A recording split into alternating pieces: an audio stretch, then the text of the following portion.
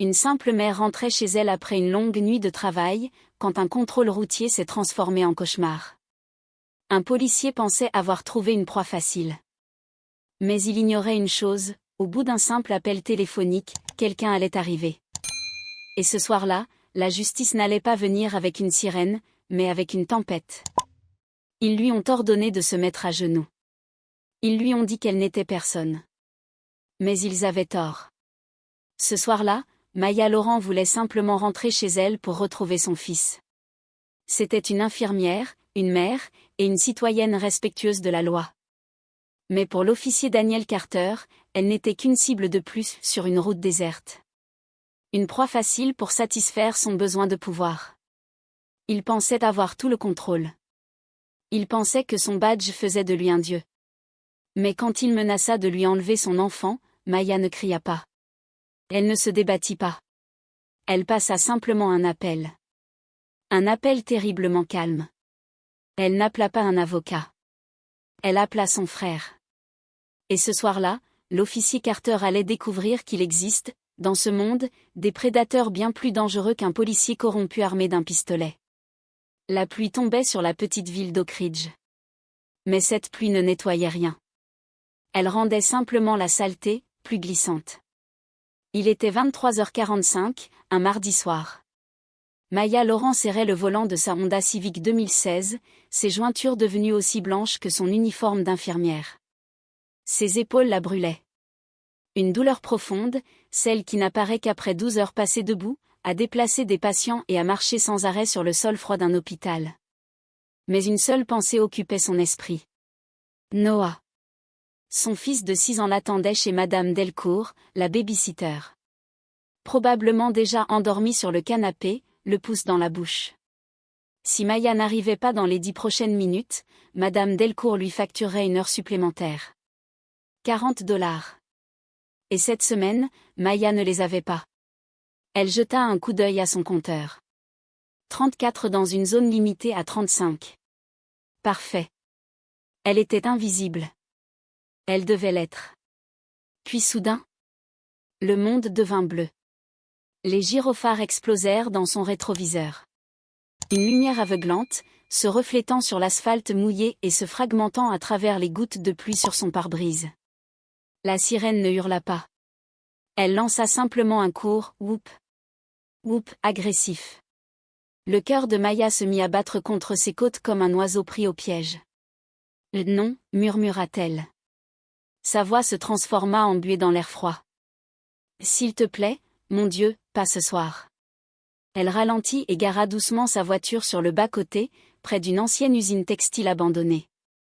L'endroit était désert. Aucun lampadaire.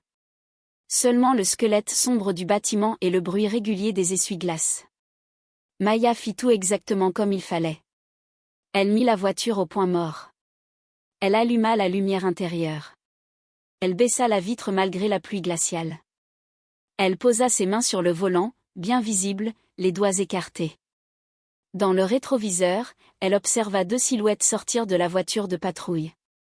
L'une resta près du coffre. Le renfort. L'autre s'avança vers elle avec une démarche arrogante qui lui noua l'estomac. Un faisceau de lampes torches traversa l'obscurité. Directement dans ses yeux. Permis et carte grise. La voix aboya l'ordre. Pas de bonsoir. Pas de questions. Juste un ordre. Maya plissa les yeux face à la lumière. Ils sont dans la boîte à gants, monsieur l'agent. Je vais les prendre. Ne me dites pas ce que vous allez faire. Faites-le, lentement. Maya bougea avec une lenteur extrême.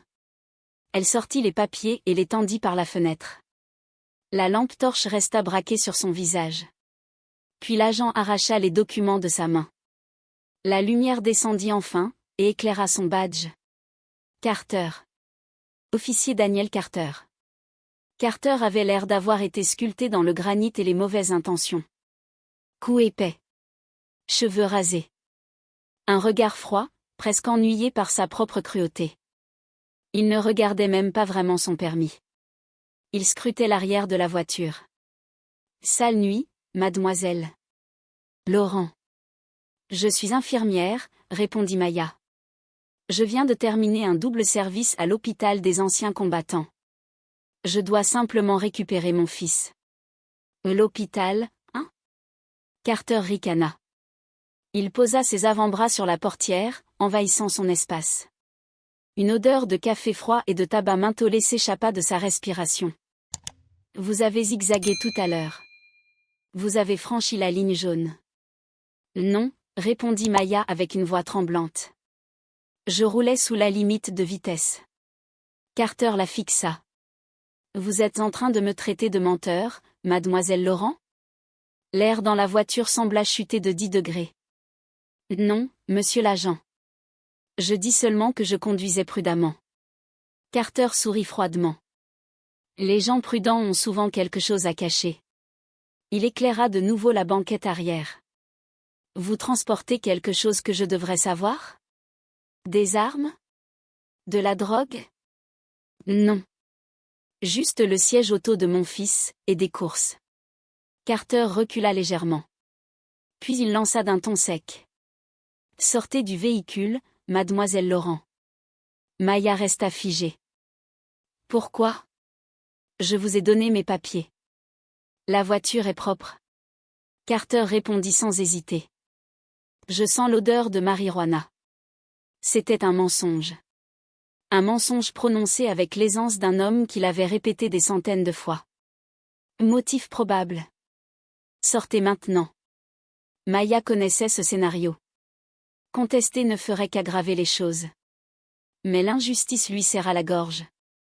Elle n'avait jamais fumé de sa vie. Elle était simplement une mère qui essayait de survivre. S'il vous plaît, mon fils m'attend. Je suis fatiguée. Je n'ai rien fait. La main de Carter se posa sur son arme. Il ne la dégaina pas. Mais la menace était claire.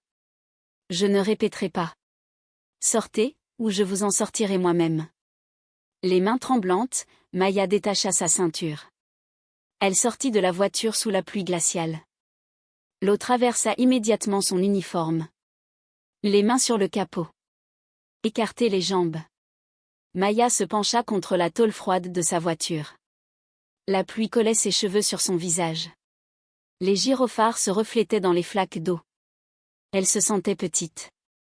Impuissante. Mais lorsque Carter commença à la fouiller, plus brutalement que nécessaire, quelque chose changea en elle. La peur commença à se transformer. En quelque chose de froid. De tranchant. Parce qu'elle se rappela soudain qui elle était. Et surtout, de qui elle était la sœur. Je reconnais une menace de voyou quand j'en entends une. L'officier Daniel Carter la saisit brutalement et la fit pivoter. Maya perdit l'équilibre sur le gravier mouillé. Elle glissa.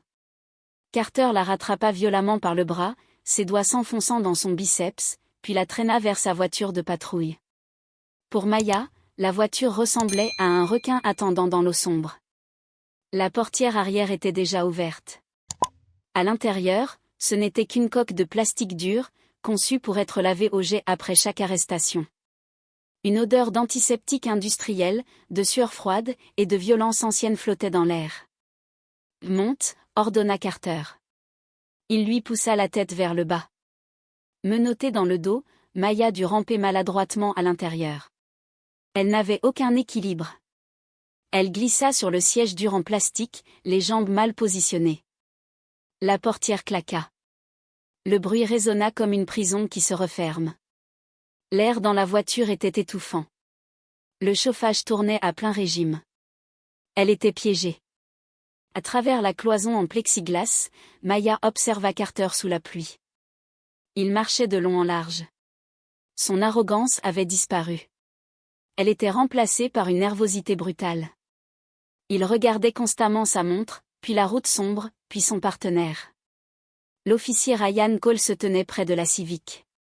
Il avait arrêté de fouiller la voiture. Il restait simplement là, trempé par la pluie, l'air misérable. Leurs regards se croisèrent un instant. Les yeux de Maya imploraient. Ceux de Cole étaient remplis d'une honte lâche. Il détourna rapidement le regard. À l'intérieur de la voiture, la radio de police grésilla. Unité 4 Alpha, unité canine disponible dans 20 minutes. Accident majeur sur l'autoroute. Toutes les unités sont occupées. Carter saisit le micro. Et dispatch, j'ai besoin d'une unité immédiatement. Situation instable. Impossible. Tenez votre position. Carter jura et donna un coup de pied dans le pneu de sa voiture. La vibration secoua Maya dans la cage arrière. L'appel téléphonique l'avait perturbé bien plus qu'il ne voulait l'admettre. Il sortit un paquet de cigarettes. Ses mains tremblaient. La braise rouge brillait dans la nuit. Dans la voiture, Maya ferma les yeux. Elle posa sa tête contre la vitre et tenta de respirer lentement. Inspiration 4 secondes. Pause. Expiration. Une technique que Victor lui avait apprise autrefois. À l'époque où il était simplement son grand frère. Pas ce qu'il était devenu aujourd'hui. Carter croyait qu'il s'agissait d'un voyou qui faisait des menaces. Maya faillit rire. Il n'avait aucune idée. Il ne savait rien des médailles que Victor gardait dans une boîte à chaussures. Il ne savait rien des cicatrices qui parcouraient son dos comme une carte de guerre. Il ne savait pas non plus que Victor ne faisait plus vraiment partie de l'armée. Il appartenait à une unité qui n'existait pas officiellement. Un groupe d'intervention de niveau spécial. Des hommes qui opéraient dans l'ombre. Là où les règles normales ne s'appliquent pas. Maya se souvenait du dernier Thanksgiving. Victor avait découpé la dinde avec une précision chirurgicale. Il avait l'air fatigué. Pas physiquement. Fatigué, dans l'âme. Il lui avait dit. Je passe ma vie à traquer des monstres. Après ça, il devient difficile de faire semblant que le monde est sûr. Et ce soir, un monstre venait de la trouver. 10 minutes passèrent. Puis 15. La pluie devint un déluge. Elle frappait le toit de la voiture comme 1000 petits marteaux. Puis soudain, Carter s'immobilisa. Il inclina la tête. Comme s'il écoutait quelque chose. Maya ouvrit les yeux. Au début, elle n'entendit rien. Puis elle le sentit. Une vibration grave. Un battement sourd. Pas une sirène. Pas un moteur. Quelque chose, au-dessus d'eux. Dans le ciel. Mais aucune lumière. Carter dégaina son arme. Dispatch, ici unité 4 Alpha. J'ai un aéronef à basse altitude. Aucun éclairage. Non identifié. Silence. La radio était morte. Complètement. Puis les lumières du tableau de bord clignotèrent. Le chauffage s'éteignit. L'ordinateur de bord devint noir. Le moteur cala. La nuit engloutit tout. Cole. Dans la voiture. Cria Carter. La mienne aussi est morte, répondit Cole depuis la Civic. Ils étaient maintenant seuls. Dans l'obscurité. Au milieu de la route. Et le bruit dans le ciel devenait plus fort. Puis soudain. Au loin. 3 paires de phares s'allumèrent en même temps. Une lumière blanche aveuglante. Des LED puissantes qui découpaient la pluie comme des lasers. 3 SUV noirs barraient la route. Ils étaient simplement apparus. Sans bruit. Sans moteur. Juste là. Daniel Carter était policier depuis 12 ans. Bagarre. Course-poursuite. Fusillade. Il se voyait comme un prédateur. Mais face à ce mur de lumière, il ressentit quelque chose qu'il n'avait pas ressenti depuis l'enfance. La peur. La sensation d'être une proie. Qui est-ce? Murmura Cole. Police fédérale? Police d'État? Balbutia Carter. Mais même lui n'y croyait pas. Les portières des SUV s'ouvrirent en même temps. 6 silhouettes sortirent. Pas de cris. Pas d'ordre. Pas de chaos. Leurs mouvements étaient fluides. Synchronisés. Terrifiants. Ils portaient des équipements tactiques noirs. Des casques balistiques. Des lunettes de vision nocturne relevées sur le front. Des fusils courts, silencieux. Ils se déployèrent sur la route avec la fluidité de l'eau. Leurs armes étaient en position basse. Pas pointé. Parce qu'ils n'avaient pas besoin de viser pour tuer. Ils avaient seulement besoin de décider. Carter leva sa lampe torche. D'identifiez-vous. C'est une scène d'intervention policière. Un homme s'avança. Large. Imposant. Il marcha droit vers Carter. Sans ralentir. Sans parler. Sans regarder l'arme braquée sur lui. Il s'arrêta à 3 mètres. Il ne portait pas de casque. La pluie trempait ses cheveux noirs. Son visage était dur. Ses yeux froids. Implacables. Maya reconnut ce visage. Elle l'avait vu dans des photos de famille pendant 30 ans.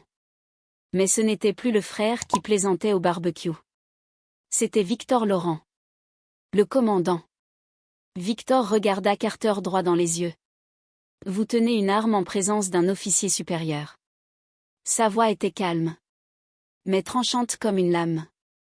Je vous conseille de la rengainer, avant que mon équipe vous considère comme une menace. Carter déglutit. Officier supérieur?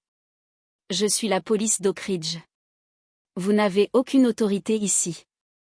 Victor fit un pas de plus. Je suis le lieutenant-colonel Victor Laurent. Sa voix frappa comme un marteau. Et vous avez ma sœur dans cette voiture. Le cœur de Carter s'arrêta presque. Ce n'était pas ce qu'il attendait. Il s'attendait à un voyou. Pas à ça.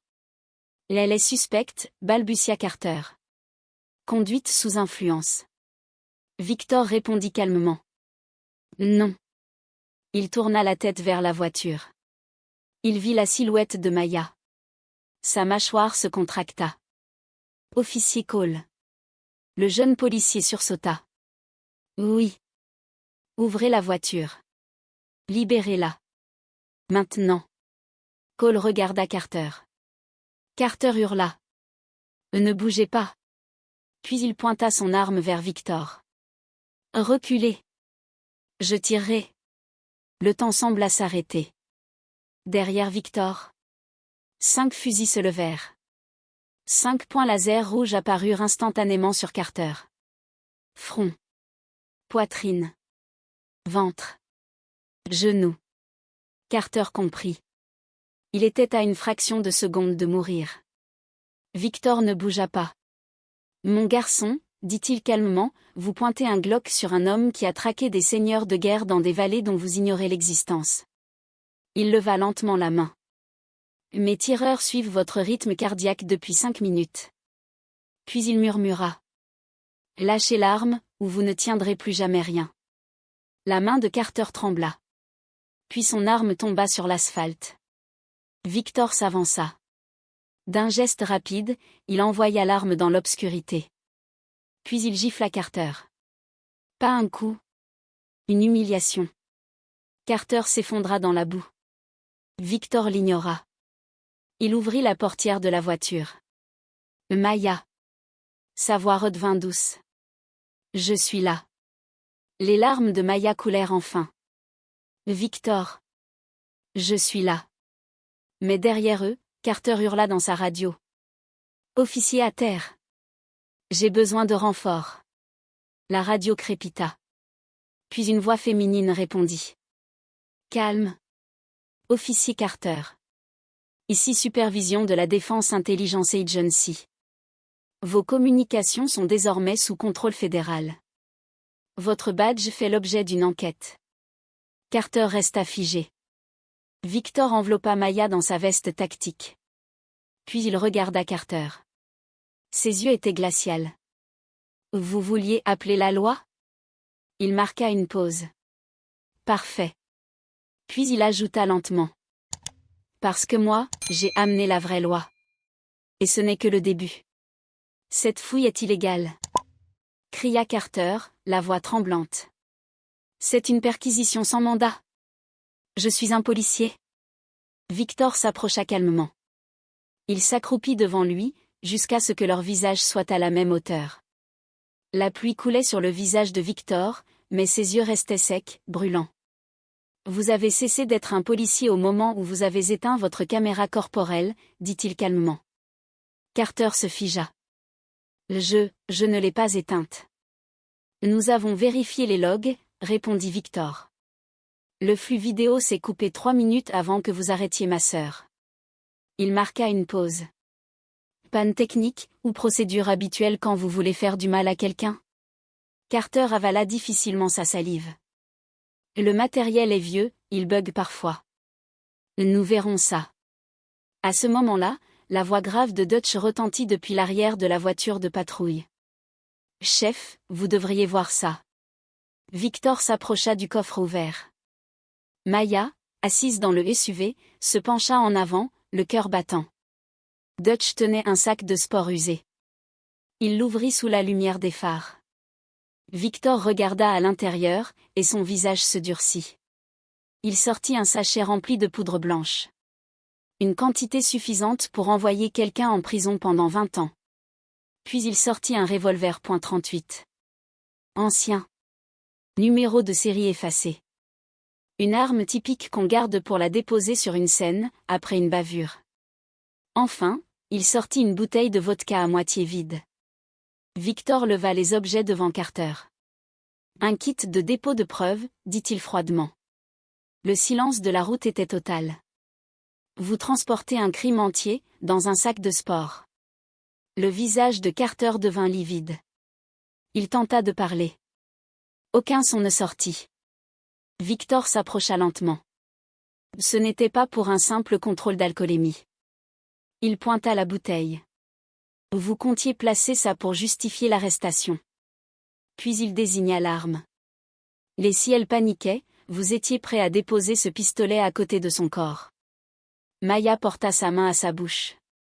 La vérité la frappa brutalement. Il n'avait pas seulement voulu l'arrêter. Il avait envisagé de la tuer.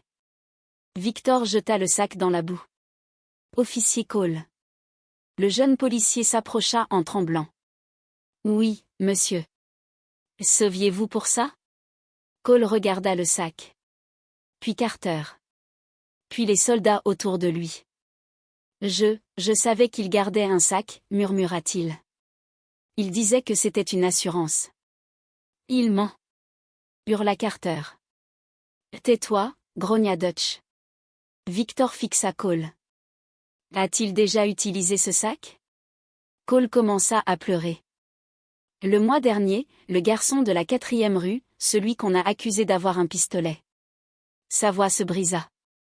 Je n'ai vu l'arme, qu'après que Carter ait ouvert le coffre. Le silence qui suivit était lourd.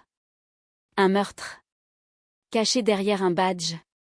Victor ferma les yeux une seconde. Quand il les rouvrit, quelque chose avait changé. Sécurisez les preuves, ordonna-t-il. Puis il regarda Carter. Vous n'irez pas en prison. Carter releva la tête. La prison est faite pour les criminels ordinaires.